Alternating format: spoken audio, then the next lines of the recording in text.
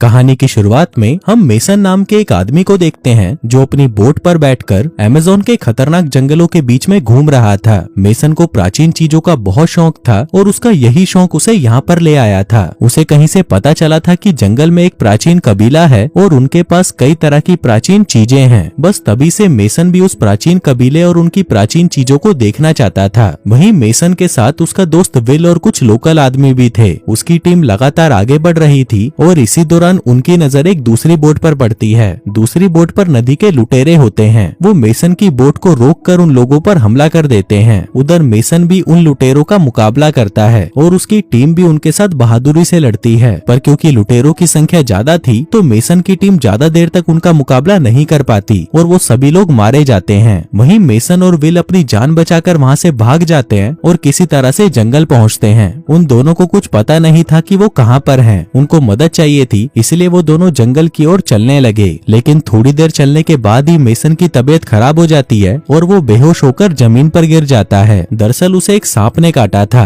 तभी विल उस सांप को देख लेता है और वो जल्दी से कुछ जड़ी बूटी ढूंढकर उसे मेसन को खिला देता है ताकि उसकी जान बच सके। अब जड़ी बूटी खाकर मेसन बच तो गया था, लेकिन अभी भी उसकी तबीयत ठीक नहीं थी। उसे मदद की जरूरत थी, इसलिए विल मदद ढूंढने चला जाता है और मेसन वहीं पर अकेला रह जाता है। आगे काफी देर बाद भी जब विल वापस नहीं आता तो मेसन खुद ही उसे ढूंढने लग जाता है। वो जोर जोर से विल को पुकारने लगता है और मेसन की आवाज वहाँ की जंगली लड़कियां भी सुन लेती हैं, जो कि वहाँ के एक कबीले में रहती थी। उधर मेसन की तबीयत अभी भी खराब थी तो वो ज्यादा चल नहीं पाता और फिर से बेहोश हो जाता है। उधर वो जंगली लड़कियां लगातार उसे ही देख रही थी और उन सभी के शरीर पर रंग लगा हुआ था। वो मेसन को बेहोश देखकर उसके पास आती हैं और उसे उठाकर चलने लगती हैं। हम देखते हैं कि इस जंगल में एक कबीला भी था जिसके बारे में कोई नहीं जानता था। इस कबीले में सिर्फ लड़कियां ही रहती थी और वो ही यहाँ का सारा काम करती थी। हम देखते हैं कि मेसन को जिन लड़कियों ने उठाया था वो भी इसी कबीले की थी और वो मेसन को अपने कबीले में ही ले आई थी। आगे मेसन को जब होश आता है वो अपने सामने नीना नाम की एक लड़की को देखता है। नीना उसे दवा पिलाना चाहती थी और उसके कहने पर मेसन वो दवा पी लेता है और फिर खड़ा होकर अपने आसपास देखने लगता है। तभी वो नीना से उसका नाम पूछता है और नीना उसे अपना नाम बता देती है। साथ ही वो बताती है कि वो 4 साल पहले इस जंगल में घूमने आई थी, लेकिन एक दुर्घटना की वजह से वो इन कबीले की लड़कियों के हाथ लग गई, जिसके बाद उन लड़कियों ने इसे अपने कबीले में शामिल कर लिया। अब वो बातें कर ही रहे थे कि तभी वहाँ पर कुछ लड़कियां आकर एक टब रखती हैं। इससे पहले कि मेसन कुछ समझ पाता वो लड़कियां उस टब में पानी भरने लगती हैं, लेकिन मेसन को अभी भी कुछ समझ नहीं आ रहा था। तभी वो सारी लड़कियां मेसन को पकड़कर उसके कपड़े उतारने लगती हैं। वो उसके सारे कपड़े उतारना चाहती थी, लेकिन मेसन किसी तरह उन्हें रोक लेता है, जिसके बाद वो ऐसे ही मेसन को टब में फेंक देती हैं और उसे नहलाने लगती हैं। इसी दौरान उसकी आवाजें सुनकर बाकी लड़कियां भी वहाँ पर आ जाती हैं और वो सभी मेसन को देखकर हंसने लगती हैं। वहीं मेसन को उन लड़कियों पर गुस्सा तो आ रहा था, लेकिन वो बेचारा कुछ कर नहीं सकता था। दरअसल ये सभी लड़कियां मेसन के साथ इंटीमेट होना चाहती थीं, लेकिन मेसन उनसे डरा हुआ था और वो उन्हें खुद से दूर कर रहा था,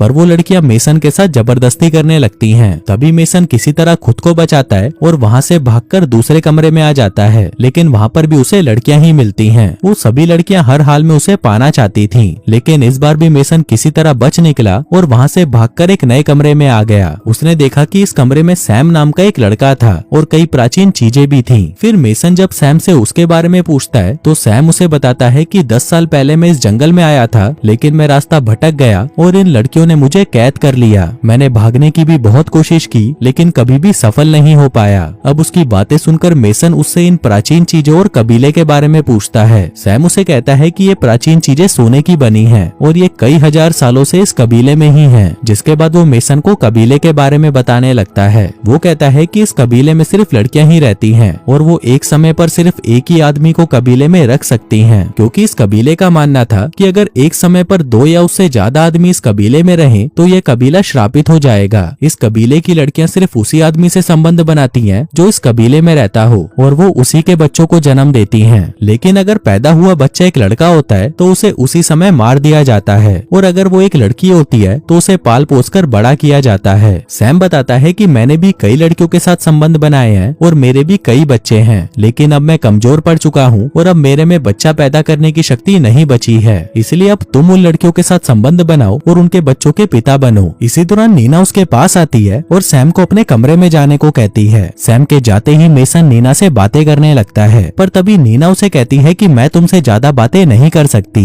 और इसी बीच तारा नाम की एक औरत भी उनके पास आ जाती है। हम देखते हैं कि नीना इस कबीले के बाहर की लड़की थी, तो वो मेसन से ज्यादा बात नहीं कर सकती थी। वो यहाँ पर एक नौकरानी थी और उसका काम साफ सफाई का था। अब नीना को मेसन के साथ देखकर तारा को गुस्सा आ जाता है, लेकिन नीना को उसके गुस्से का पता चल जाता है और वो मेसन को तारा के पास जाने को कहती है। वहीं उसकी बात मानकर मेसन उसके पास चला जाता है ताकि वो उसका गुस्सा शांत कर सके। पर तभी नीना उसे कहती है कि तुम्हें उसके साथ इंटीमेट होना होगा, तभी जाकर उसका गुस्सा शांत होगा। उसके बाद सुनकर मेसन उसकी तारीफ करने लगता है और वहीं तारा भी उसकी तारीफ सुनकर खुश हो जाती है। लेकिन इससे पहले कि वो दोनों इंटीमेट होते, वहाँ पर और भी लड़कियां आ जाती हैं और मेसन को पाने के लिए तारा के साथ लड़ने लगती हैं। वो सभी लड़कियां मेसन के साथ सोना चाहती थीं, इसलिए वो सभी आपस में ही लड़ने लग जाती हैं, लेकिन मेसन उनसे बचकर निकल जाता है। थोड़ी देर बाद मेसन को एक बड़े से कमरे में लाया जाता है। इस कमरे में कबीले की रानी थी और मेसन को उसके सामने पेश किया गया था। वहीं रानी की खूबसूरती को देखकर मेसन उसके पीछे पागल हो जाता है, लेकिन तभी वो सभी लड़कियां मेसन को फिर से झपटने की कोशिश करती हैं, लेकिन तभी रानी के कहने पर वो सभी रुक जाती हैं। इसके बाद रानी के इशारे पर मेसन के पास 2 बर्तन रख दिए जाते हैं जिनमें कुछ रखा हुआ था। आगे एक औरत आकर उन बर्तनों में आग लगा देती है, जिसके बाद वहाँ पर धुआं उठने लगता है। उन बर्तनों में नशा था और धुएं के कारण मेसन को नशा हो गया था, जिसकी वजह से अब उसे सभी लड़कियां खूबसूरत लगने लगी थीं। लेकिन मेसन को अभी भी उनमें से सबसे खूबसूरत रानी ही लग रही थी। उधर रानी भी उसके इरादे समझ गई थी, जिसके बाद वो खुद ही उसके पास आती है और वो दोनों वहीं पर इंटीमेट हो जाते हैं। अगले दिन कई लोग जंगल की तरफ जा रहे होते हैं और ये सभी लोग यहाँ पर मेसन को ढूंढने आए थे, लेकिन कबीले की लड़कियां इन पर भी हमला कर देती हैं। उधर नीना मेसन के पास आती है और उसे जल्दी से नींद से जगाती है। वो उसे बताती है कि जंगल में कुछ लोग घुस आए हैं और वो सभी लड़कियां उनसे लड़ने गई हैं। अब उन दोनों को लगने लगता है कि ये भागने का बेहतरीन मौका है, इसलिए वो दोनों कबीले से भागने का फैसला करते हैं। लेकिन वो जैसे ही दूसरे कमरे में आते हैं, वहाँ पर उन्हें सैम की लाश नजर आती है, जिसे उन लड़कियों ने मिलकर मार दिया था।